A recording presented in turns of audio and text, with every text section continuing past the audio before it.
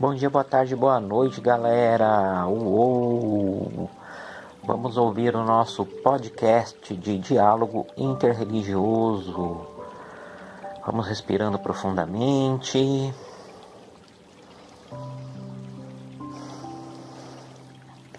Sintonizando o nosso pensamento com Deus.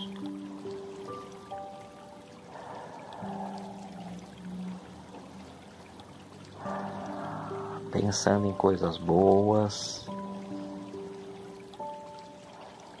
agradecendo a Deus por tudo, nos ouvindo a musiquinha, barulhinho da água.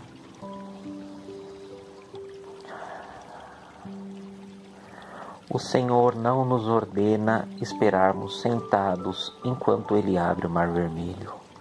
O Senhor nos coloca em marcha, abrindo o mar diante de nós outros.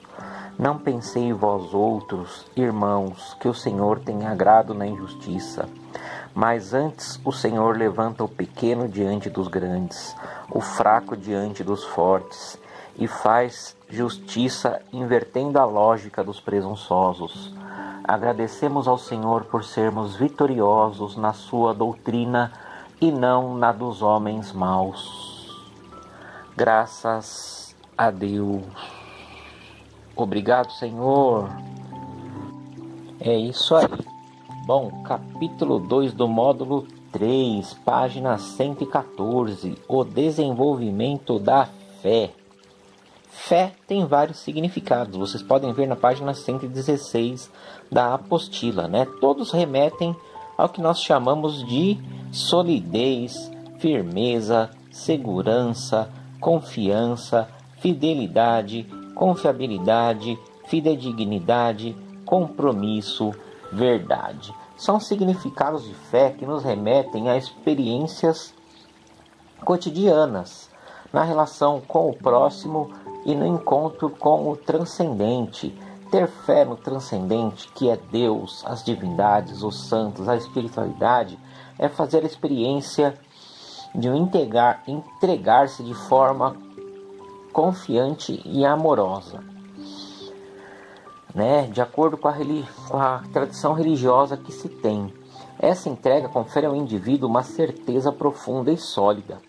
A fé, ao mesmo tempo que é uma iniciativa e um dom que se tornam resposta e acolhimento, mas para não haver confusão entre fé e uma relação de troca de interesses, na qual o ser humano faz o melhor para receber benefícios do transcendente, é fundamental compreender que a fé, ela deve se basear na gratuidade. Você tem fé porque você tem fé, né? Você tem gratidão porque você é grato em qualquer situação, né? A fé gratuita afasta a ideia de que o transcendente deve estar à disposição para prestar serviços à humanidade.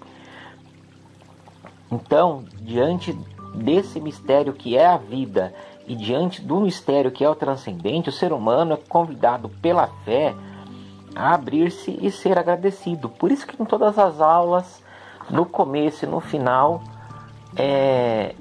eu lembro sempre de, né, junto com vocês, fazer agradecimentos, né? Agradecimentos ao transcendente, que é Deus, né? Deus, porque eu acredito dessa forma. Pessoas de outras crenças chamam de outra maneira.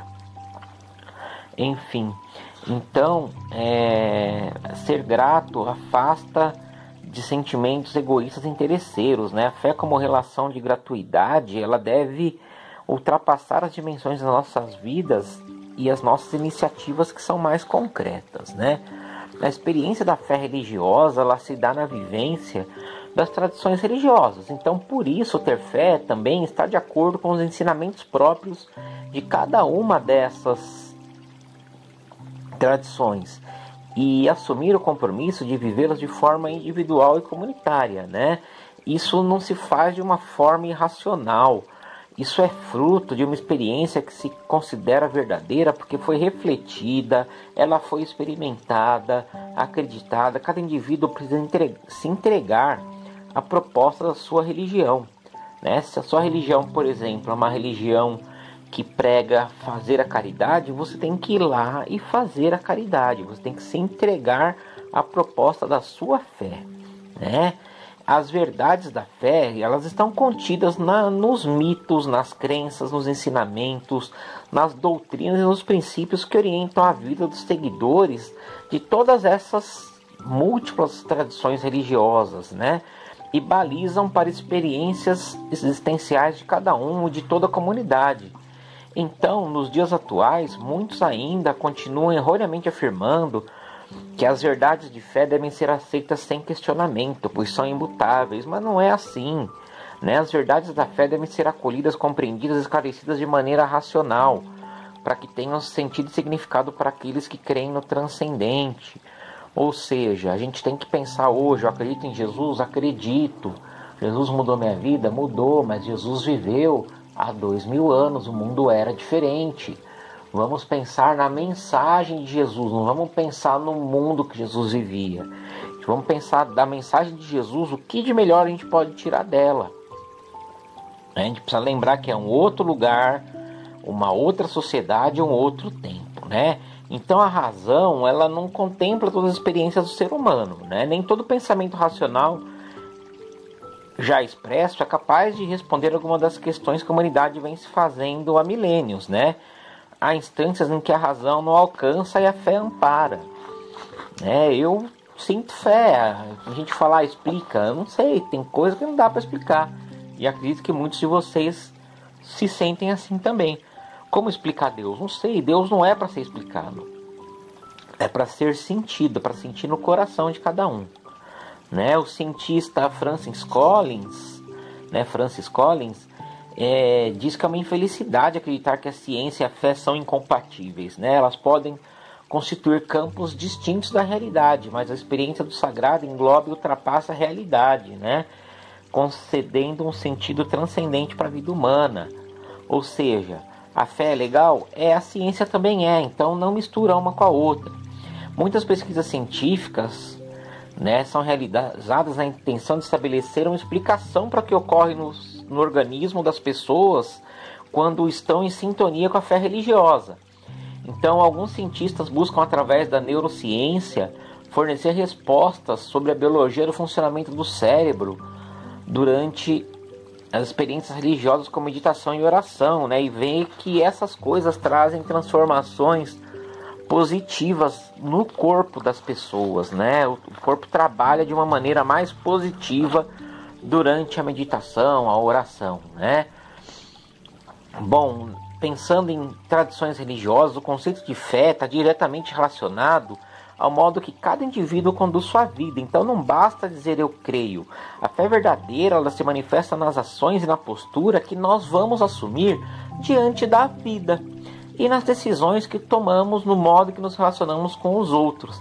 Tem uma religião que muita gente aqui nem conhece, que é o Sikhismo, uma religião fundada na Índia, no Punjab, entre o Paquistão e a Índia.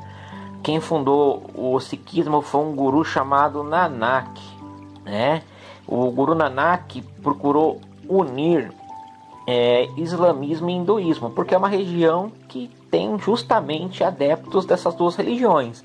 Então Nanak, ele buscou romper as barreiras diferentes entre essas duas culturas, Então os Sikhs, eles acreditam no Deus único, que é como o islamismo, mas eles acreditam nos ciclos de reencarnações, que não estão no islamismo, E acreditam que em cada encarnação, por meio de ações positivas, as pessoas vão melhorando para a encarnação seguinte, Até, como isso é uma coisa do hinduísmo, se libertar desse ciclo, Então, nos templos sikhs, os Gurdwara, da cidade de Paonta Sahib, na Índia, são servidas refeições vegetarianas, que a religião Sikh, ela é vegetariana 24 horas por dia, todos os dias da semana. Então a pessoa está faminta, basta ir lá que recebe comida. Pessoa de qualquer raça, religião, casta ou classe social pode se alimentar gratuitamente no restaurante do templo. Ou seja, está seguindo uma passagem do Alcorão que diz: crede em Deus e em seu mensageiro, e fazei caridade daquilo que ele vos fez herdar. E aquele que dentre vós crerem e fizerem caridade, obterão uma grande recompensa. Né? Então, tanto o Islã quanto o hinduísmo pregam a caridade, e como o sikhismo busca unir as duas religiões, né, essa prática da caridade foi reforçada. Para os cristãos, a fé se legitima quando as pessoas seguem os passos de Jesus, né, são imitadores de Cristo, né, Jesus, o exemplo de vida. Então essas pessoas inserem os ensinamentos de Jesus nas práticas diárias e cultivam as atitudes que Jesus tomou com amor ao próximo, que aproxima as pessoas de Deus. Essas pessoas são movidas pelo espírito religioso e se envolvem em atividades, né, que são em benefício de toda a coletividade. Né? Então, em nome da fé, essas pessoas fazem boas ações pelo mundo. Né? Infelizmente, né, existem grupos religiosos que fazem uma leitura e uma interpretação fundamentalista dos textos sagrados e utilizam de maneira equivocada, né, como pretexto para justificar a violência e a intolerância, né? E espero muito em Deus que esses grupos diminuam cada vez mais, que as pessoas possam ter consciência que o mundo muda, a palavra de Deus sempre vai buscar justiça, e o significado da justiça no século XXI é um significado muito mais complexo do que era no século V a.C. ou no século I da era cristã. Beleza, galera? Vamos respirando, relaxando, agradecendo a Deus por mais esse momento. Obrigado, Senhor.